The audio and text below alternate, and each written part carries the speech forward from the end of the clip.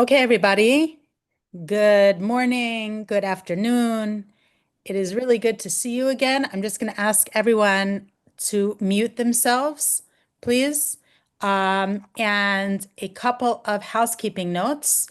Um, Number one, for those who might not have been in the first series on the Shvatim, my name is Tamar Weissman, and this is the second part, or the finale, I should say, of the series on the Shvatim that we learned together last year. But it also stands on its own. So for those who might not have been with us in this Chabura learning together, the other Shvatim, do not fear. This is untrodden territory, and the Bnei Rachel, the sons of Rachel, is the topic for this mini mester, I guess, this mini series, which I've designed in around 6 shiurim. It might be 5 or 6 shiurim. And I have the syllabus up on the Torah in Motion website, where man plans, God laughs. I try to accomplish a shevet a week, but that has not been the case in the previous series. So that's why I allotted myself 6 shiurim, because these shiurim don't only explore the personalities of the tribe, of the shevet, of the sons of Rachel, namely Joseph, Yosef, and his two sons, Menashe, Ephraim, and Benjamin, Binyamin, but also takes a look at their nachalot, at their tribal allotments in the land of Israel and in the eastern side of the Jordan, and explores the interplay between the personality of the tribe and the land that he was allotted.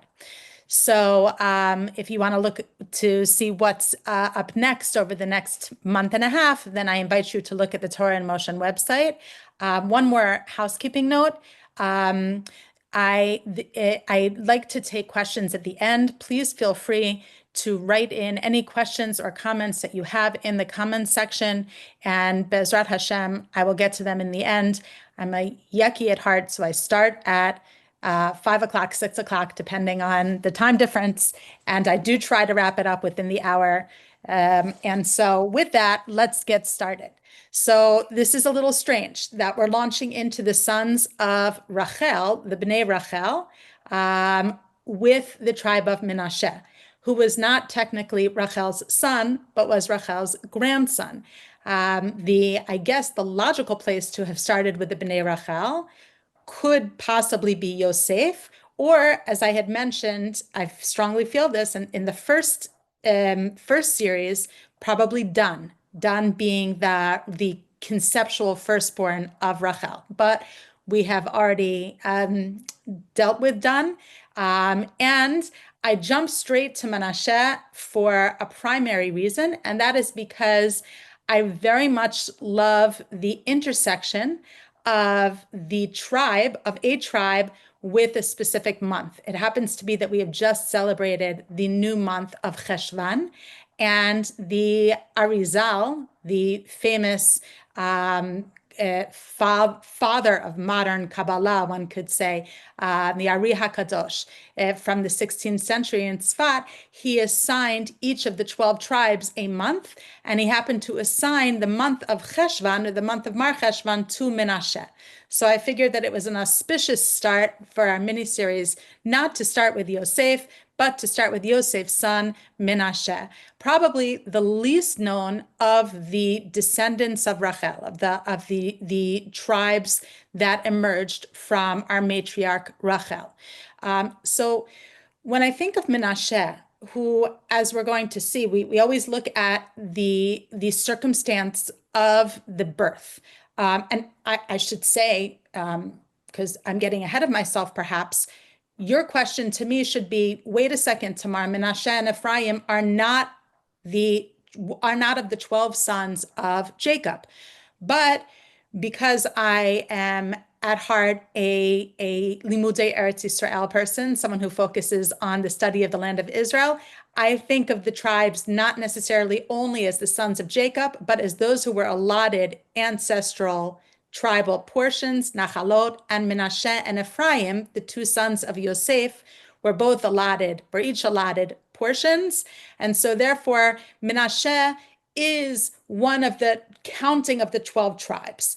One can take away the tribe of Levi, who wasn't given an allotment, and instead, and the tribe of Yosef, who was not given an allotment, and instead insert the two sons of Yosef, Menashe and Ephraim, thereby arriving at that whole number 12 in terms of the tribal allotments. So that is why Menashe is at least from a geographical standpoint, considered one of the tribes, also from a textual standpoint, as we'll see.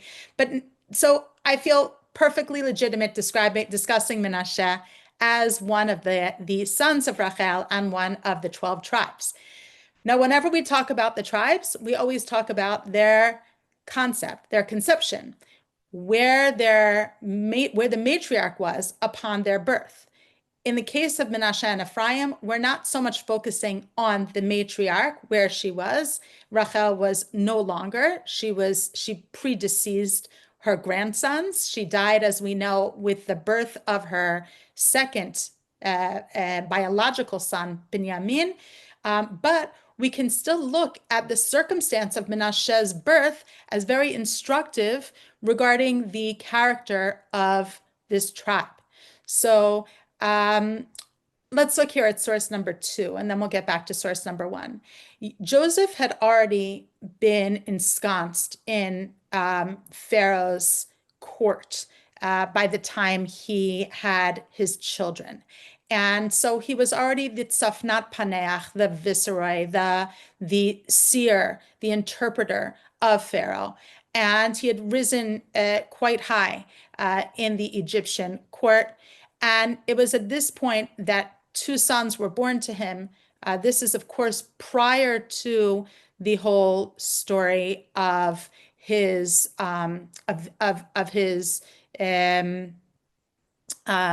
meeting his brothers again. And so he had two sons. This is, like I said, just before the whole Joseph narrative, as it was when Jacob sends his other sons down to Egypt to seek food. This happens before that. So before there were the years of famine, he had two sons, and he names his sons. Where we had seen with the previous tribes, the mother mostly was the one responsible for naming the sons. Here, his wife, Osnat, is not afforded that privilege, and Yosef names his sons. And the first one is named Menashe. Ki nashani Elokim et kol amali ve'et kol beit avi. Menashe is named after the idea of forgetting. God has caused me to forget all of my afflictions and any tie I might have had to my past, to the house of my father. I am an entirely new circumstance. I am not drawing upon Der Alterheim and old memories in naming this child. It is a severance from what has come before and a brand new experience.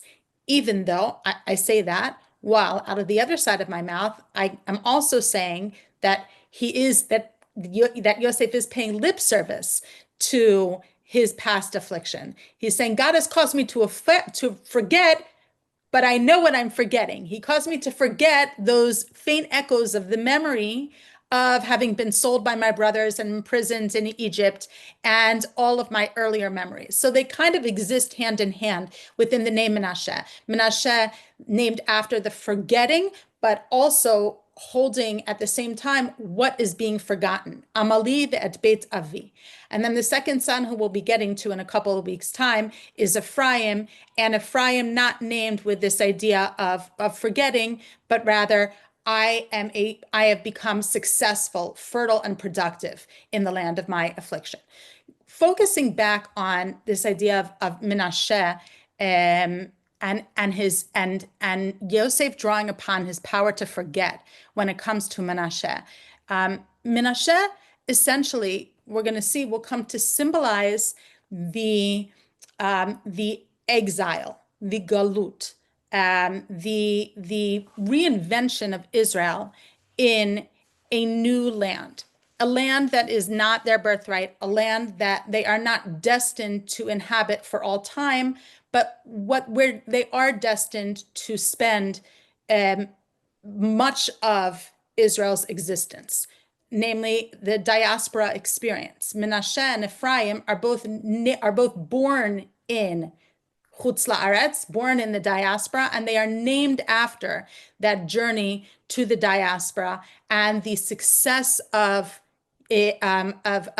forgetting one's past in order to invest in one's present and be productive in one's present.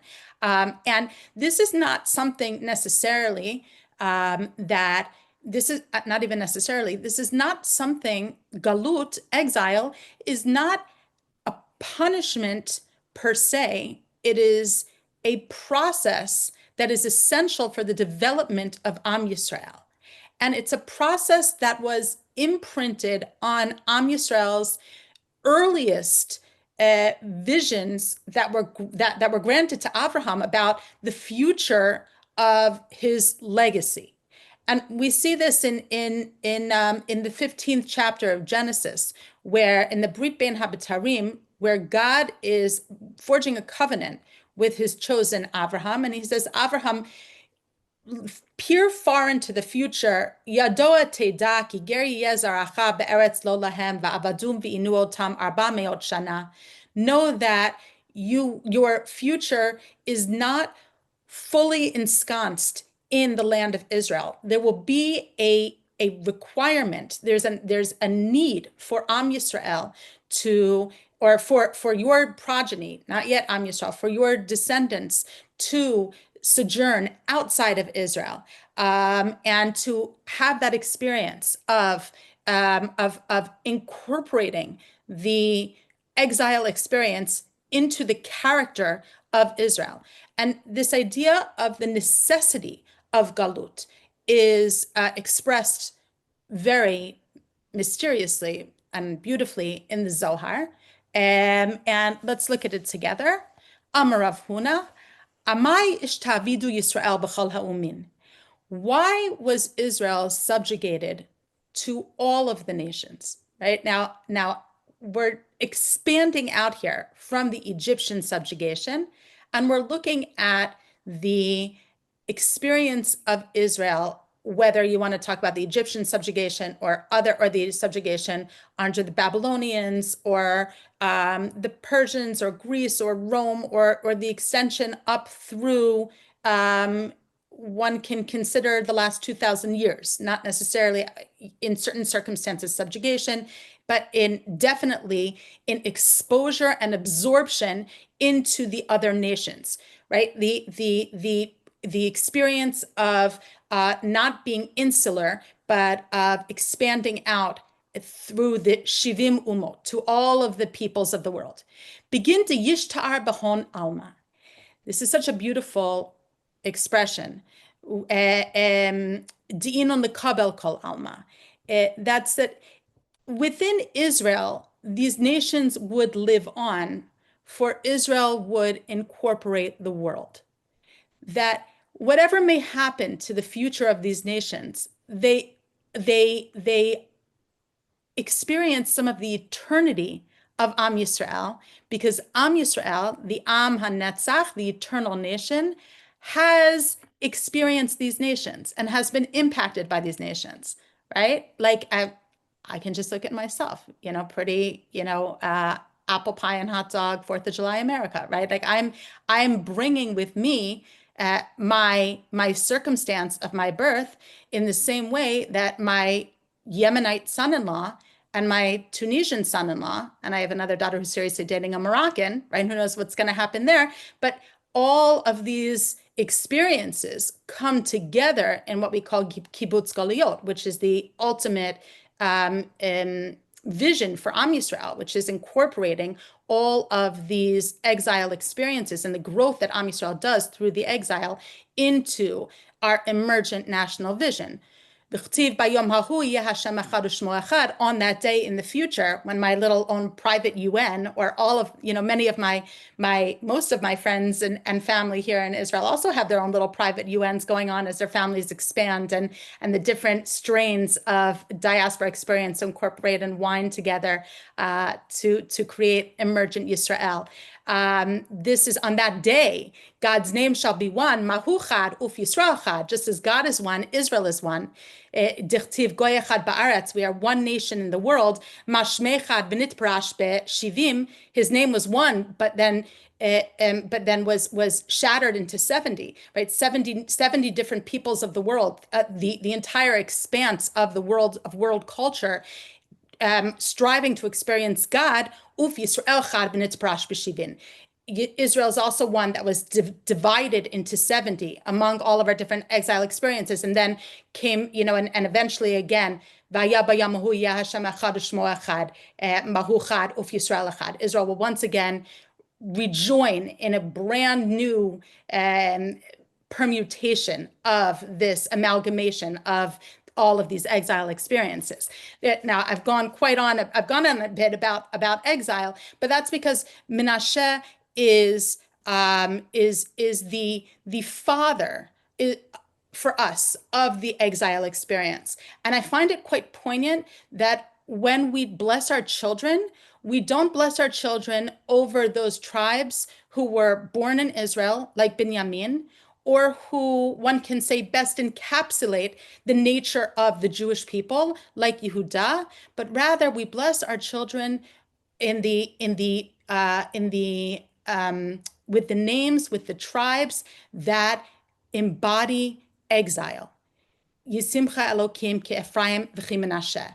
May God make you like Ephraim and Menashe, the two tribes born in exile that experienced the bulk of Israel's national experience, which is in exile.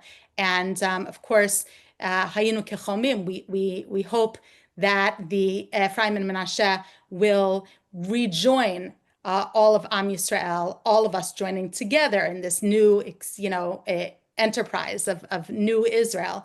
But that is essentially the core of Menashe. Menashe requires, he symbolizes through his name, the requirement to forget where you came from so that you can fully experience your present, be impacted by it, and then reinvent and reimagine Israel when the time comes for us all to join together. I hope that makes sense, but it would not have been possible for Israel to become what it's becoming were we not to have fully sunk our teeth deep into our different exile experiences. Sorry, I see your hand is up. I'm just gonna, if you don't mind, hold off on the questions. Of course. Okay. Okay. So that is in I think a pretty heavy nutshell, but still in a nutshell, the concept of Menashe. Unlike the tribes that we explored last season, we don't have these benchmarks with Menashe and Ephraim. In other words, we don't have the story of Leah and Rachel and their circumstances at the birth. We don't have much about their lives. We do have the blessing that Yaakov gives to Menashe and Ephraim, and we don't have, though, the blessing that Moshe gives to Menashe and Ephraim, because he gives a blessing to the Bnei Yosef, to the sons of Yosef, joined together.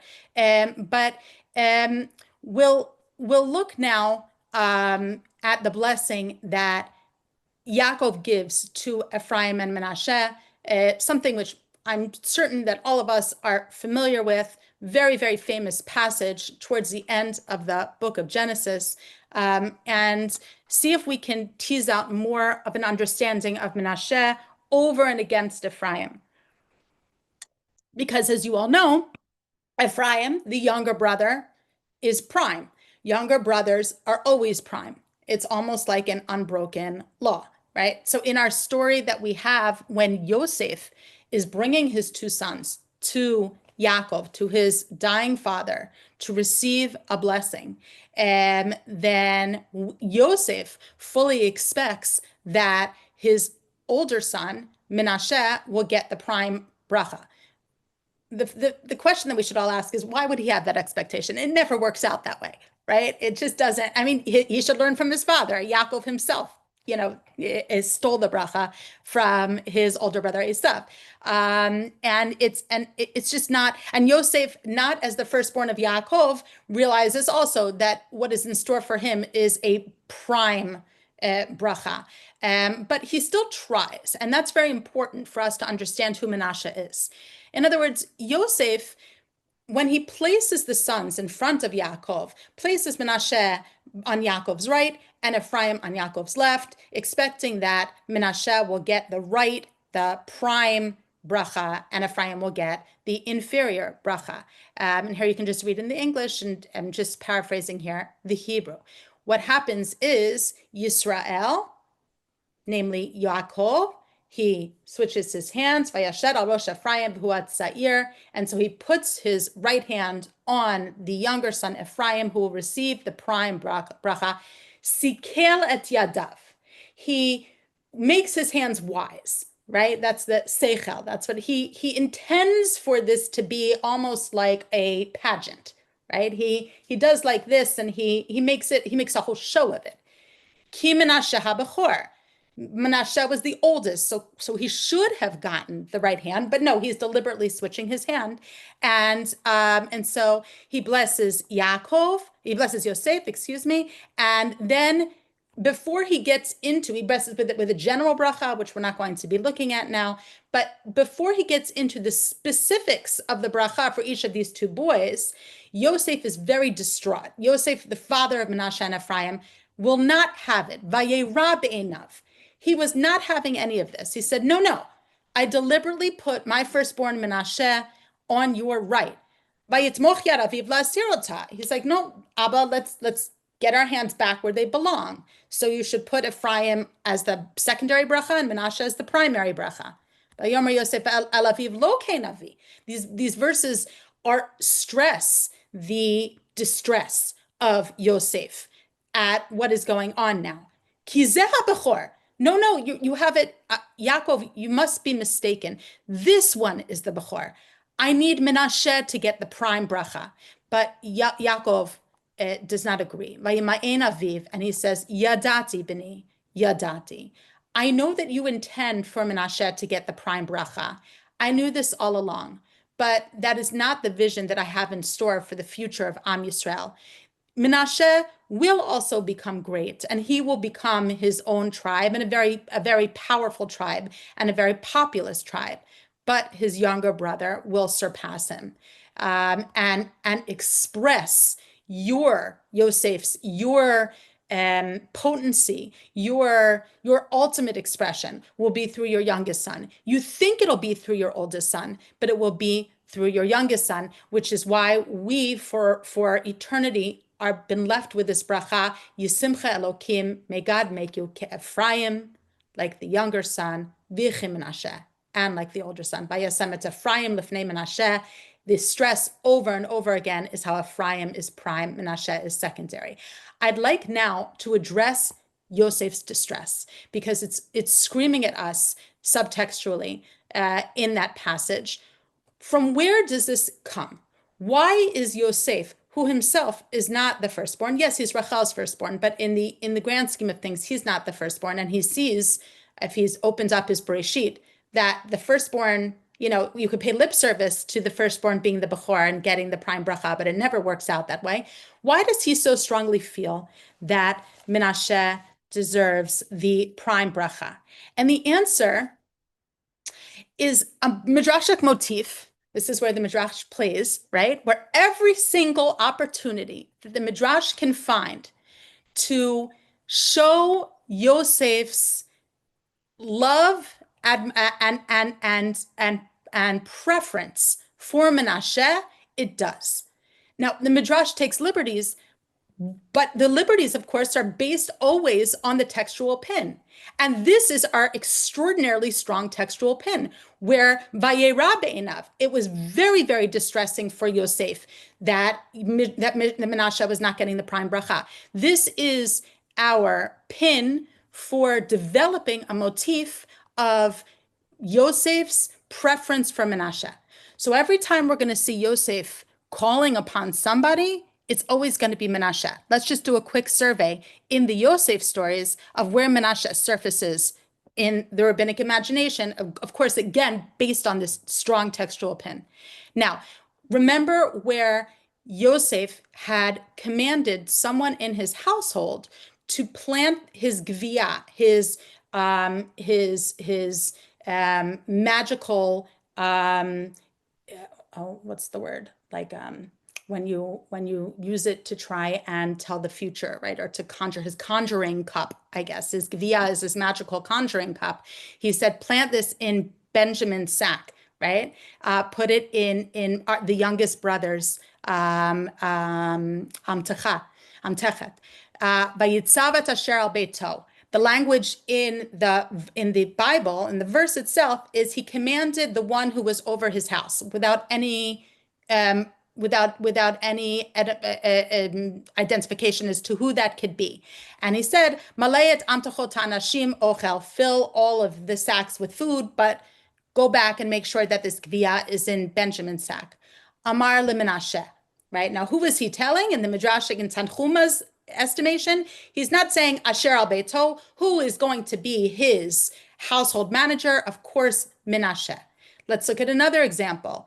When Yehuda later on will in the story approaches him, Vayigash elav Yehuda, Yehuda approaches him in great distress and anger because Yosef refuses to relinquish Binyamin, who Yehuda had taken responsibility for.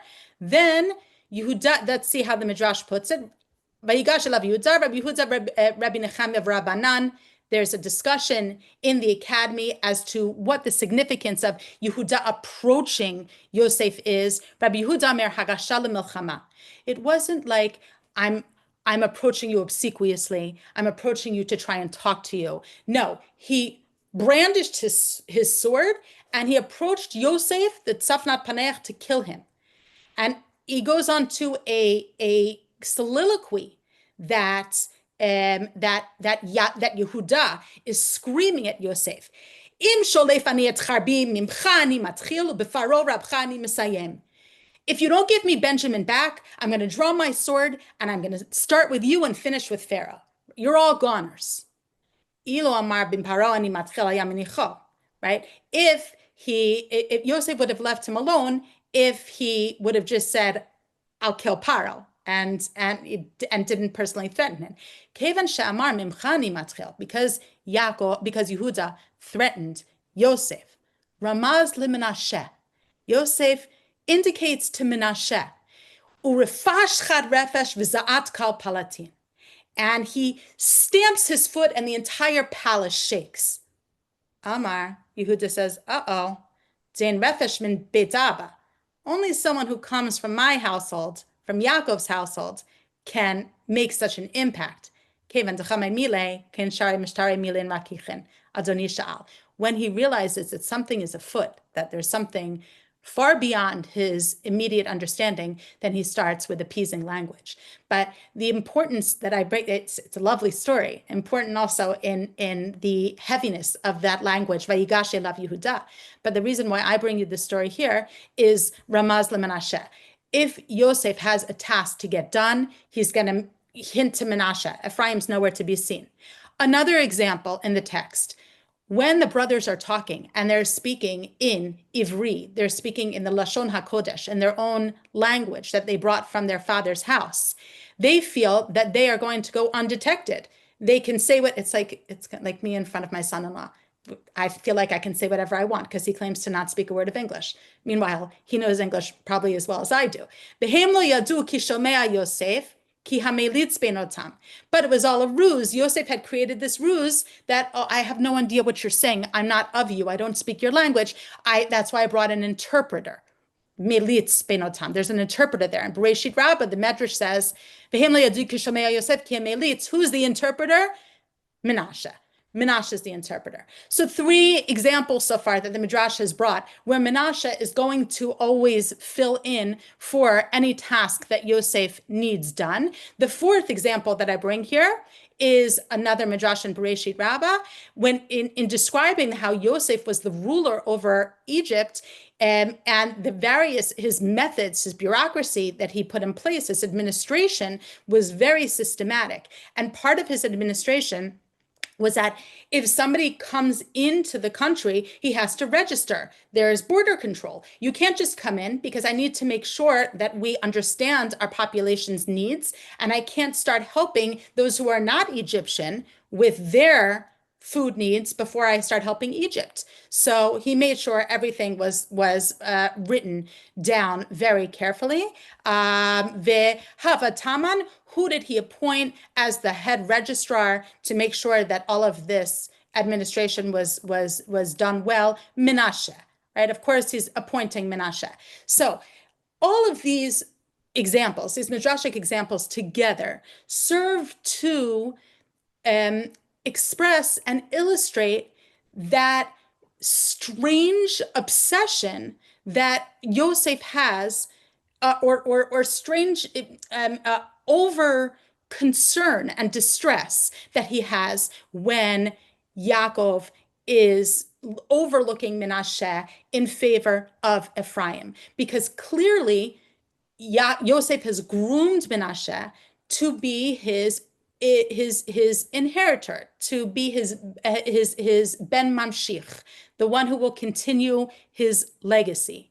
But Yaakov sees something different, and Yaakov, just to get back to one of my first statements when I said that we're perfectly in the right in describing Menashe and Ephraim as tribes. Yaakov himself says, your sons, Yosef, at least the ones that were born to you prior to my joining you in Egypt, are to me like Reuven and Shimon. They are going to inherit in the same way that Reuven and Shimon will. They will inherit the land of Israel. And they dually will inherit, Yosef, your huge legacy. Okay, so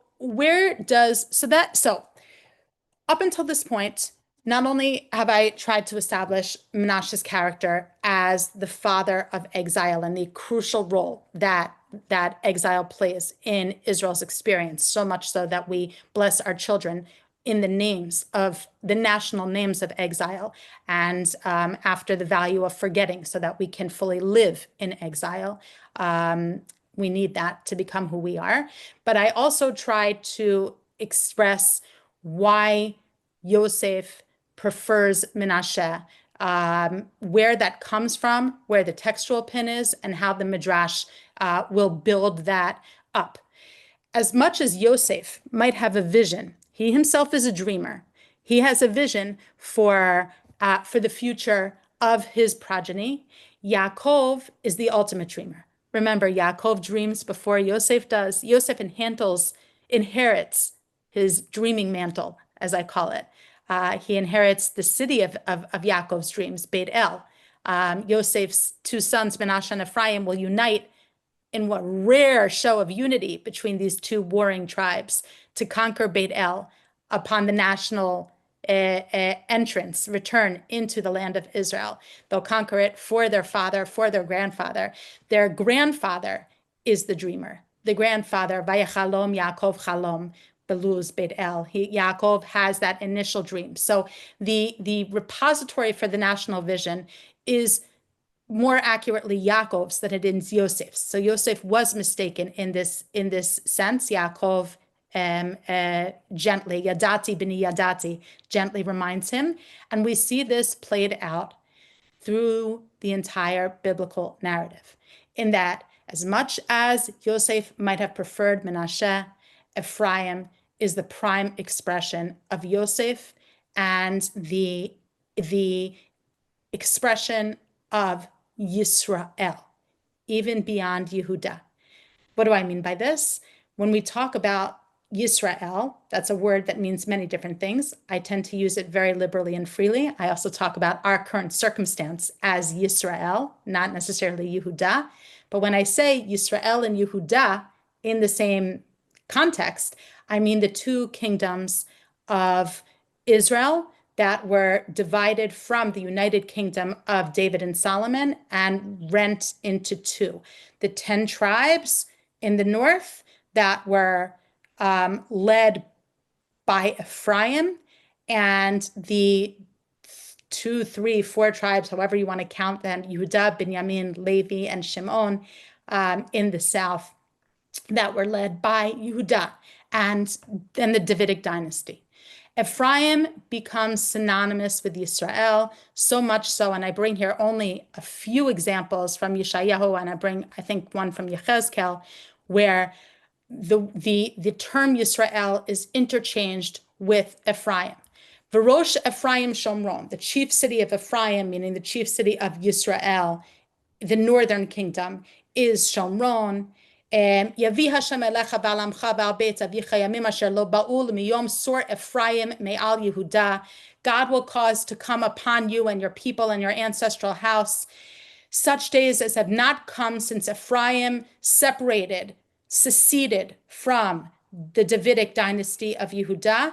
Now, this is not Israel, not Reuven and Naphtali and Asher and Dan, but Ephraim. Ephraim becomes synonymous with Israel, with Malchut Yisrael, with the northern kingdom.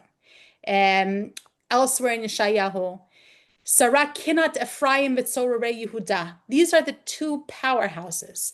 In Yeshayahu's vision of the end of days, the powerhouse Ephraim will not envy the powerhouse Yehuda, and Yehuda will no longer bother Ephraim. These two strains will coexist in harmony. The strain from Rachel, Ephraim, the strain from Leah, Yehuda, and then this nevuah, which I think I might bring in pretty much every shiur because it's just so beautiful and it's so powerful. When the Navi Yechezkel ben Buzi at the end of the First Temple period is given this vision of the end of days, where he shall take a stick and write on it, Yosef it's Ephraim, and write on the other stick, Yehuda. And Yosef, again, here being expressed by his son Ephraim, not by Menashe. And the two will join together and be grafted together and become as one. Now, this is all to say that Yosef's dreams for Menashe do not seem to be realized. And Yaakov's blessing for Ephraim is very clearly realized throughout the development of Am Yisrael. So then we could just end the shir here and say, okay, well, Menashe is secondary. Menashe never really assumes the greatness that Yaakov had hoped for him, that Yosef, his father, had hoped for him. But to do that would be to be, I think, short shrifting at least the Hasidic masters and Torat Hasod, which would never leave Menashe in a secondary position so long as he's still on the right of Yaakov. This is a very, very powerful image here. The simple question is that if Yaakov really wanted to give Ephraim the prime blessing, why didn't he just switch the sons? Why does he have to go like this? Why does he have to keep Ephraim on the left and Menashe on the right and just switch his hands? What could that possibly teach us?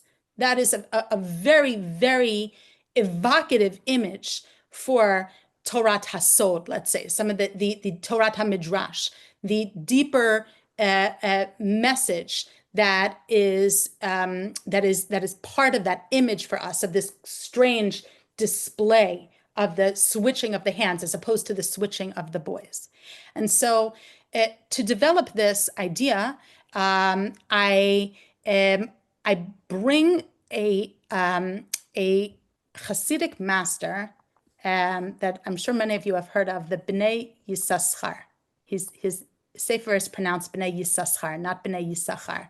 I was corrected on that years and years ago, so I always try to be careful about that, the Bnei Yissaschar. And I want to tell you a little bit about him. He lived in the 19th century, and he's going to talk about this question and talk about the latent potential of Menashe. Now, his name was Tzvi Elimelech Spira. He was the Munkacher Rav, the Munkacher Rav. And his name is not Yissaschar.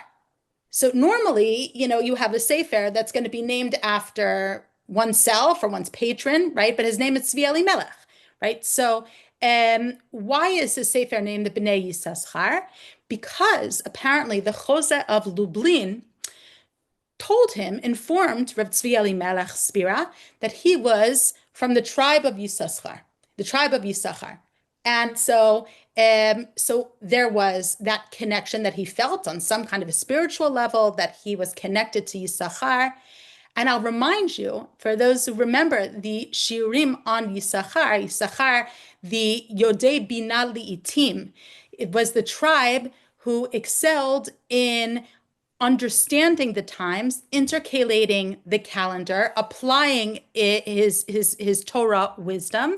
And so the Bnei Yissaschar, considering that it is a sefer in the main about the months of the year, is very aptly named, because the tribe of Yissachar were those who understood the times to interpret them or understand them.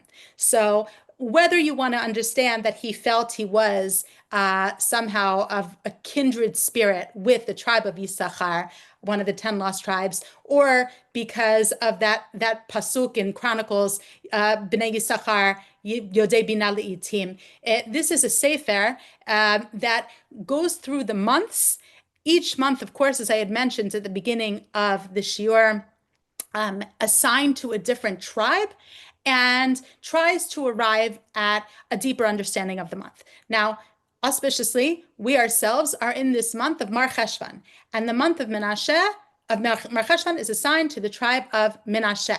So with that, I would like to look at the Bnei Yisachar, but to do that, we're going to have to just do a little bit of homework.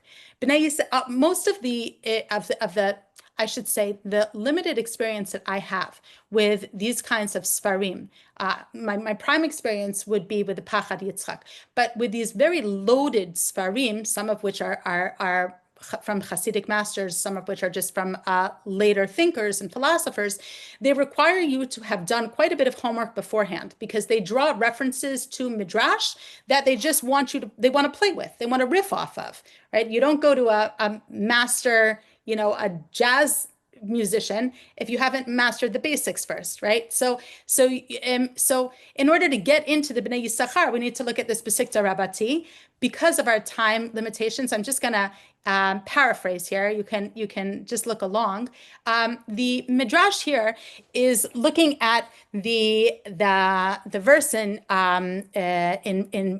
Psalms. Magadu ma'asecha Hashem od amku machshvotecha. How great are your works of God! Your thoughts are so deep. And says that there's another angle to this verse from Psalms that goes beyond the general. Amar Rabbi Chanina says, let's take a look at when the tabernacle, the Mishkan, and that which came afterwards, the temple. Let's take a look at when they were finished. Okay, I think I bring you even a little chart over here. Yes, the Mishkan was finished in Kislev, and it was inaugurated in Nisan. So we have here, and this is, you can see that it was finished. It says it very clearly in Sefer Shmot when it was finished. It was that at least is when it was inaugurated. We have that that detail. It was inaugurated in Nisan. And this is because Moshe wanted to wait until the first month, the month that Yitzchak was born, and he wanted to then inaugurate the tabernacle, not in Kislev, not in the winter, but in Nisan. And what happens then is that Kislev misses out on all the hoopla, right? It wasn't granted its due by God, right? Umayata hifsid Kislev, and Kislev is like, wait, I don't get a celebration. The Mishkan was completed in my month, right? And then God in the book of Kings, when Shlomo finishes the work, Vatishlam, he finishes the work of the Beit HaMikdash later on. This word Vatishlam, Amar Kadosh Baruch Hu, Alai L'Shalem Lo, the Midrash of Vatishlam, and he completed, not only did Shlomo complete the work of the temple, but the completion comes from God as well. It's on me to pay Kislev back. I have to complete Kislev. Kislev, you're going to be held in abeyance. You're going to get your holiday down the road, right? But you're not quite yet. Ma shilem lo hakdosh baruch hu. Eventually, God would grant Kislev its holiday, Chanukat Beit Hashmonai, in the Second Temple period, when the rededication of the Second Temple took place in Kislev, namely our holiday of Hanukkah. Okay, so Kislev it was kind of stranded there for a while, not having its holiday. Its holiday was pushed off to Nisan, but it eventually gets it. What about the first temple? Now, the first temple was completed in Mar Cheshvan, in this month, the 8th month, and that's made very clear in the Book of Kings. But it was not inaugurated until almost a full year later, in Tishrei, in 11 months later, during the festival of Sukkot, with this dedication ceremony of Shlomo HaMelech. And so what happens to Mar Cheshvan? Now, Kislev again gets its reward in the Second Temple period. But let's look what the Midrash says here. V'hifsid Mar Cheshvan. When it comes to the first temple, then it never gets rewarded. Amar Kadosh Baruch Hu, Alai L'Shalem Lo. God says, don't worry about it. It might not be right now, but I will give Mar Cheshvan its due. It will get paid back. But Tishlam Kol HaMelacha, based on this verse in Kings about Solomon completing all of the work. Not only will Solomon complete all the work, but God will pay back, will recompensate the months that have been slighted. If you were going to ask me, what about Adar, since the Second Temple in the days of Ezra and Nehemiah was completed in Adar, well, Adar definitely gets its celebration with Purim, okay? But note that Mar Cheshvan does not have a holiday, right? So that's why a lot of people have this fun drash that's why it's called the bitter month, Mar Cheshvan, right? The bitter month of Cheshvan. So Kislev has its holiday, Hanukkah, and Nisan has its holiday, and Tishrei has its holiday, and Adar has its holiday. Mar Cheshvan is still waiting. God, we're waiting for you to compensate us. So let's look at how this ties in so beautifully with Menashe, the father of the month of Mar Cheshvan, who it seems is still waiting for his glory moment. Now we can finally understand this strangeness of the blessing of Yaakov to his grandsons, to Ephraim and Menashe. That Israel does this whole display of switching his hands and puts his dominant hand on Ephraim. Sikelet yadav ki Menashe habechor. The verse says he makes his hands wise, or he does this display with his hands, for Menashe was the Bechor. And then that's a redundant phrase if ever there was. Of course we know Menashe was the Bechor. Not only did the text already tell us that, but Yosef was putting Menashe on the right so that he could get the prime bracha. Right? So everyone's trying to explain, all of the exegetes and commentaries are trying to explain what is the significance here.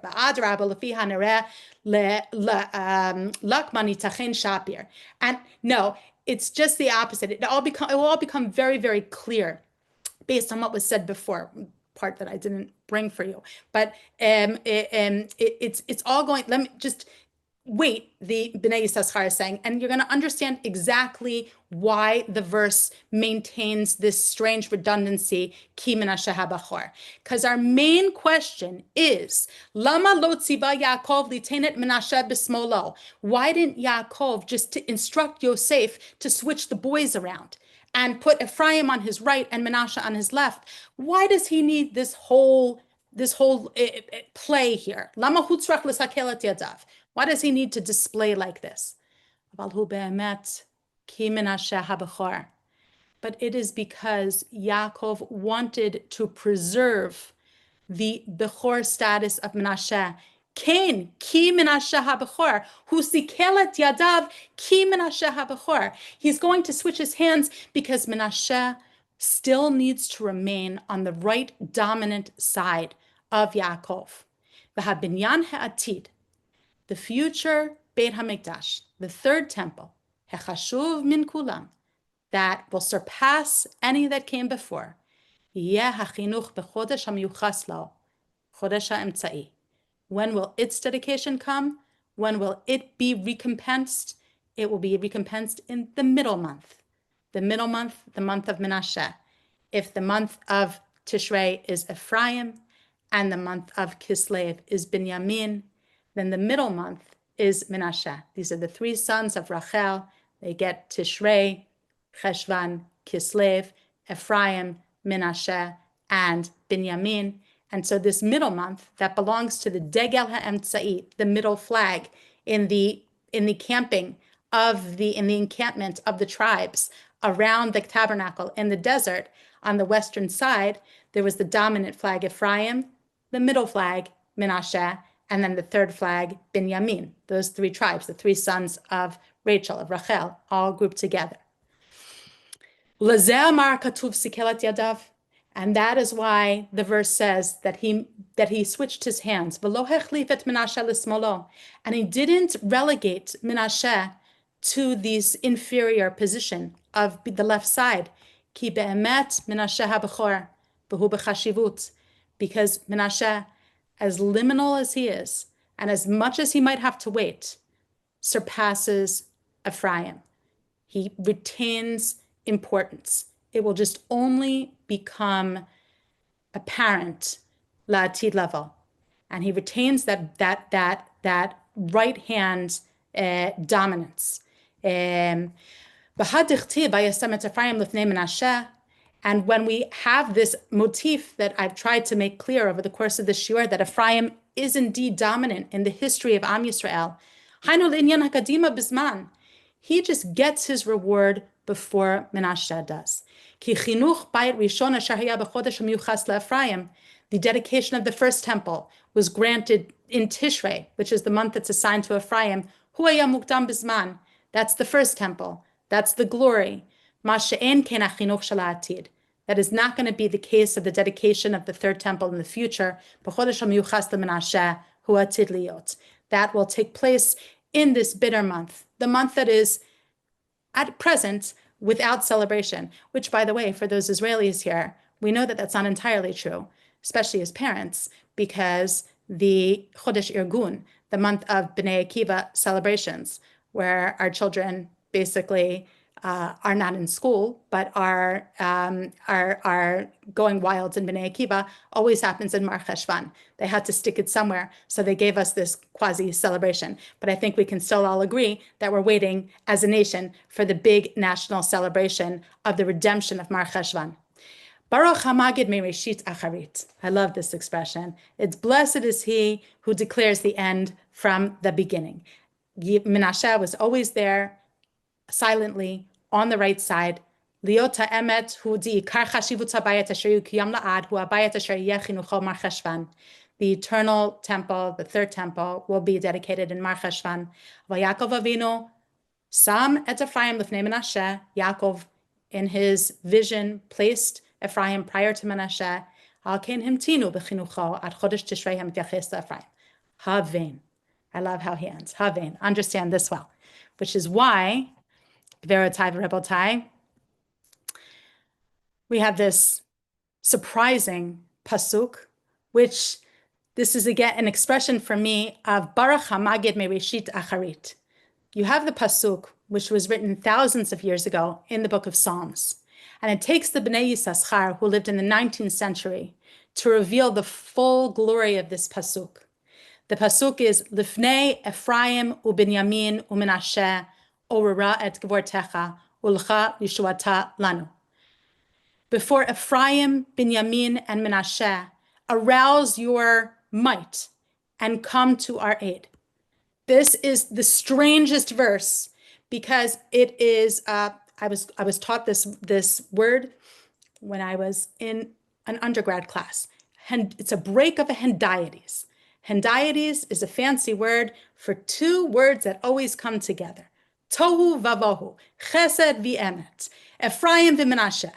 So if you all of a sudden are thrown a word in the middle of a hendiades, then that has to make you go, you have to say something is afoot, something is up.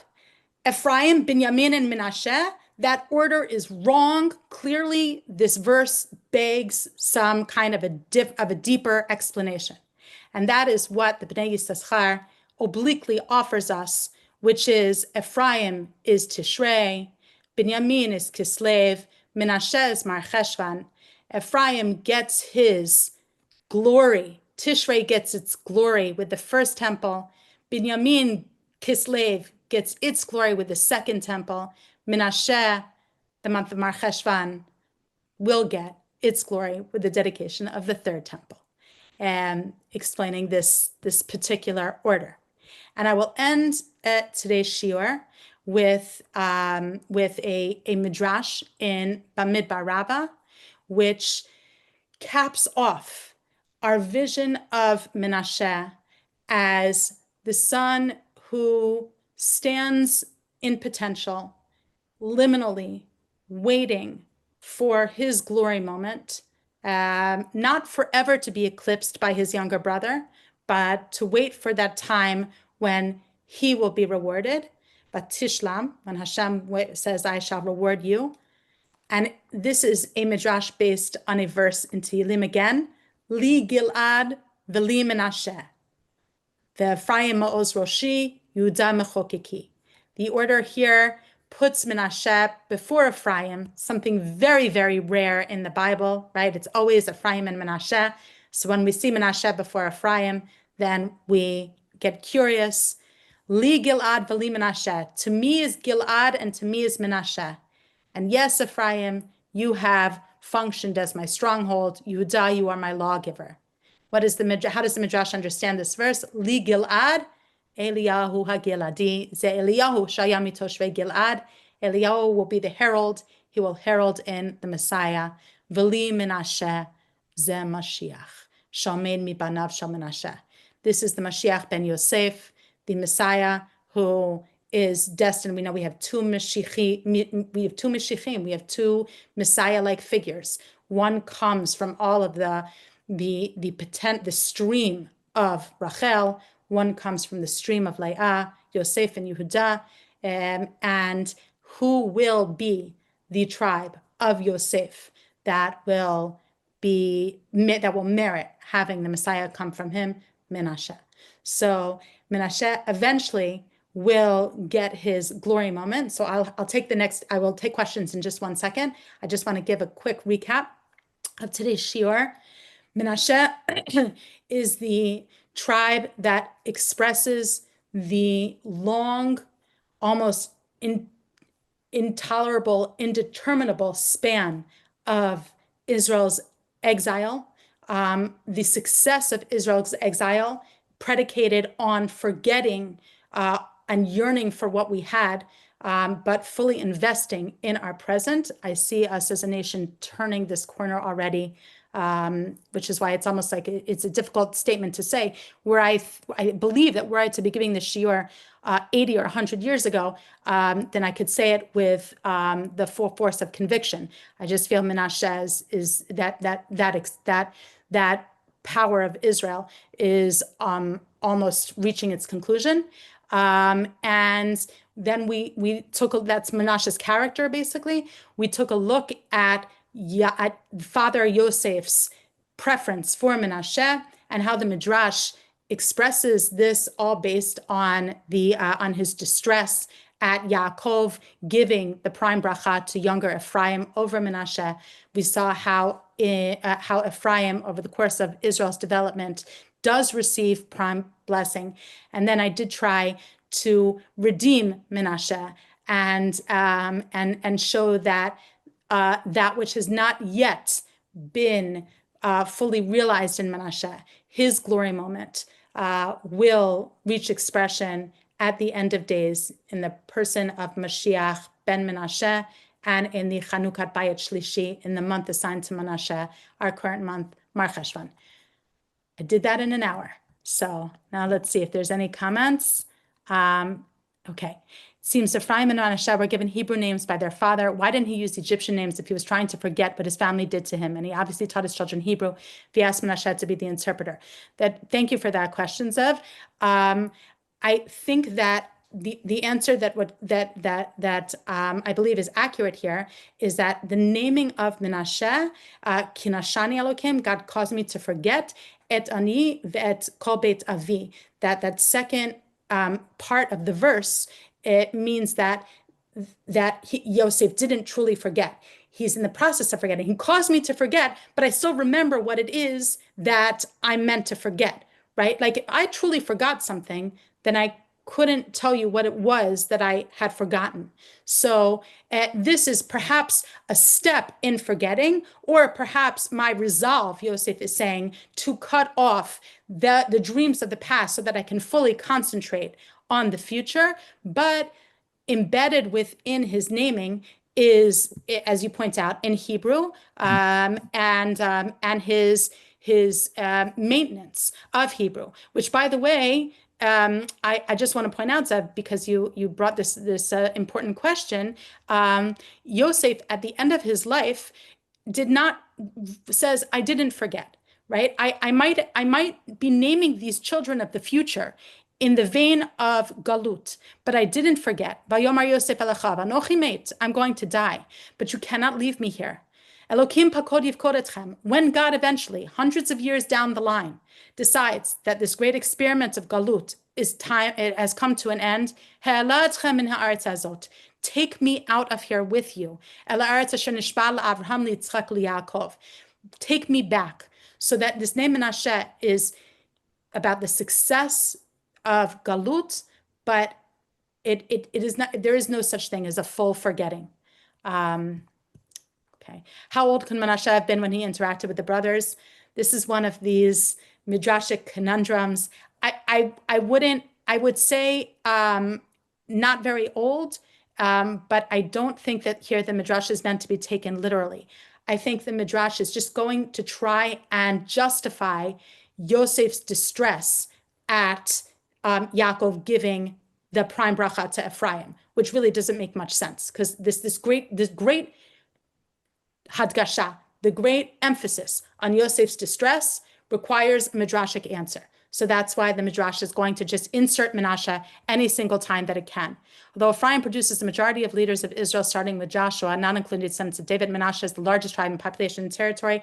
And I will add to that in the book of Judges, Menashe, and maybe we'll be able to talk about this a little bit next week. Next week is about the Nachalah of Menashe, some biblical geography for those who like biblical geography. I'll try not to belabor it for those who can't stand it, but I love it. So we'll be talking a little bit about the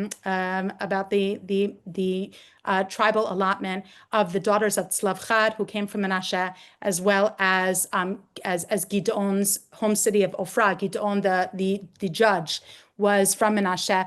Menashe dominates judges. It's a period where one can say it had its glory day, but Gideon of Menashe is super eclipsed by Yoshua of Ephraim, and always will be through our history up to the end of days. So yes, Menashe does dominate in numbers and in sheer size of its nachala, and also in certain storylines, certain books like Judges. No, it's love chadar from Menashe, demonstrate great love for Eretz Israel. Yes, absolutely. And we'll be talking more about them, specifically their nachalot, their father's Tzlav Chad's. Where's his nachala? If you wanted to go today to go to Tzlav Chad's ancestral territory, where would you go? So we'll be talking about that next week. Possibly reflects his ability to not feel the pain of missing his father's house. Thank you for that note. I wonder if is it his ability or his resolve not to feel the pain. He definitely. I want to bring to you, for those who have to leave, I totally understand.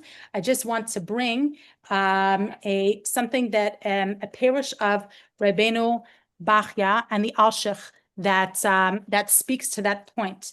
And they're both commenting on the birth of Menashe and the naming of Menashe, and in this strange naming of Menashe about forgetting, Yosef was naming Menashe. The Alshich says to suppress any guilt he might have felt at not informing Yaakov that he was still alive, so that he wouldn't be. Let me say it again. It's not about suppressing guilt. I apologize. Let me reframe this. That he didn't tell Yaakov that he was still alive, even though he had the opportunity to. And the naming of Menashe cements his resolve not to tell Yaakov, because if he had told Yaakov, he would be compelled to return to Eretz Yisrael, and he forced the galut. It was as if he knew the terms of the Brit Bein Habitarim of Avraham, and he was saying, I am the beginning of the realization of those terms, Yadoa Teda Ki Ger Yezaracha Be'eretz Lo Lahem. That if I told Yaakov that I am alive, I would be compelled to return to Eretz Israel, and I cannot do that. And the naming of Menashe, my firstborn, about forgetting my ancestral house, is my statement of my resolve to launch this enterprise of Galut fully. I am in it. I am going to be the leader of Galut. I am supplying all of Egypt and the world with all of their food. I am the mashbir. I am the figurehead of Egypt. So I think that definitely speaks to this last point. And one last note on that, which Rabbeinu Bechaye brings, which is very similar in concept, which is that nashani is a strange word, right? Nashani Elokim. Why didn't he use the word lishkoach, the verb shachach, to forget? Rabbeinu Bechaye brings a source in Baba Batra that a woman's house is called a bein nasha, not from the sense of woman, and nun shin aleph, right? Nashani, from that same idea. Bein nasha, when a man gets married, he causes him to forget his father's house. Al ken yazov ish et aviv et imo b'davak liishto v'ayu kebasar echad. He will leave his father's house and go to the Beit Nasha, the house of forgetting, the house that will cause him to leave behind what came before. So we definitely deal with this tension of he was attached to the past, but he had the resolve of fully investing in the present and what would be the future of Am Yisrael, which is Galut's future. Okay, if there are any other questions, I'm happy to take them now. Otherwise, we'll meet next week, Bezrat Hashem, at 6 o'clock. Well, 5 o'clock my time, 11 o'clock. Hi, just one fast thing. I was taught that the reason why we give the bracha of Menashe and Ephraim is because Menashe wasn't jealous of Ephraim, and he understood that his brother's greatness, and he was not jealous, and there was a love between them, and that's why they were he knew that his brother was getting the Bechorah, and not the Bechorah, but he was getting the glory, and he was not jealous of his brother. And that kind of a quality of just being loving and accepting what is And that's something very special. So that was part of him. Okay. But to that point, if I have time next week, I will demonstrate. I don't know where, first of all, who am I, I Sharon. didn't see, Sharon. Okay, thank you, Sharon, Sharon. hi. And that's what the reason why that bracha, why you bench your children, that is the Yeah, bracha that's chosen, is because of the fact that there was no jealousy between the brothers, and that's okay. why. That's the way I always, Until yeah. we get to Shoftim, until we get to Shoftim Zion and Yud Aleph and Yud Bet. And then all hell breaks loose. I mean, I hear what you're saying, and Right. it sounds nice, and it's a very nice message. I can just say that, and that the rivalry and bloodshed between these brothers, which is very, very much due to the hostility and tension and jealousy that they had towards each other, is screaming out. And it's like it's pshat. I mean, I'm a student of Midrash, so the Midrash just Right. underlines it. But the pshat, like the civil war between Ephraim and Menashe, and the hatred that Ephraim feels towards Yiftach and Gidon, and the inter, like there's just, I like that idea because it's a lovely idea, but I just I would think love to see it. at that point in time, there was this peace. Maybe, Yeah, that's it could be that at that at point that Menashe accepted point, it. there was an acceptance of, that his brother was going to surpass him. What Yeah. happens later on is, it Yeah, got in the tribal different. development, you can definitely say Menashe is very disgruntled, and Yeah. Ephraim gives it to him really bad when Menashe claims any kinds of power. Yes, Okay. sir. I love the So shir is wonderful. Really. Thank Baruch you. Thank you Hashem. so much. Thank you for being here and learning with me. really, Love it. Thank God you're back. It's great. We Thank you, missed you. thank you. Mini Okay. series, but yeah, so yeah, I wanted to take what Sharon just said in a little bit of a different direction, rather than focus on that there wasn't that rivalry between them.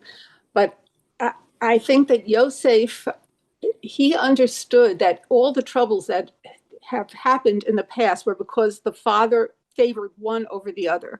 And he didn't want that favoritism to be exhibited again. And that's why he was so angry when Yaakov changed it up on him, because he wanted Dafka, that it should be the Bechor that gets it. He was well aware that in the past the Bechor didn't get it, but rather right. than ask, well, why didn't he? If he knew that, but it was more like Dafka he didn't because he knew that, and he wanted to finally like straighten this out so that people would get their rightful due, and there wouldn't be Right. someone sending away, starting with Avram Yishmael and Yitzchak Esav and Yaakov favoring Yosef, and like he just wanted to put an end to that.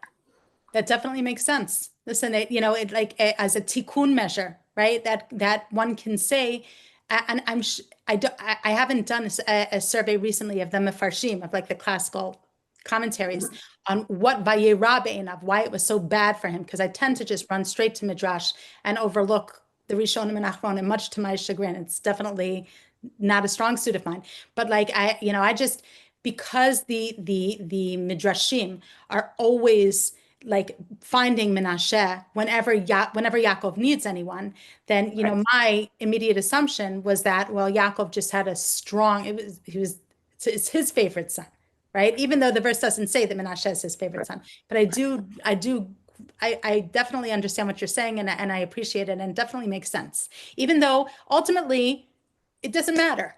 It really doesn't matter, because that's how it was meant to be. Ephraim was going to be prime, like Hevel's going to be prime. It's always going to be like that. Mm-hmm. So Mm-hmm. we just have to, find our peace with it.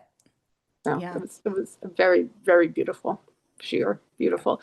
I also wonder whether there's some comparison to be made between when Abraham, it says that the thing was Vayera Hadavar Ma'od Beinei Abraham, to send away Yishmael, and here also Vayera Hadavar, Beinei Yosef. So it'd be interesting to Yeah. compare those. Yeah. Yeah. I didn't think about that, but yeah, definitely. Thank you. Thank you so much. It's a pleasure to be Sure, back. sir. Thank you. Pleasure to be back too. Yeah. Okay. If there aren't any more questions, then we'll meet again, Bezrat Hashem, next week. Okay. Chorev Tov and happy Mar Cheshvan to everyone. Be well.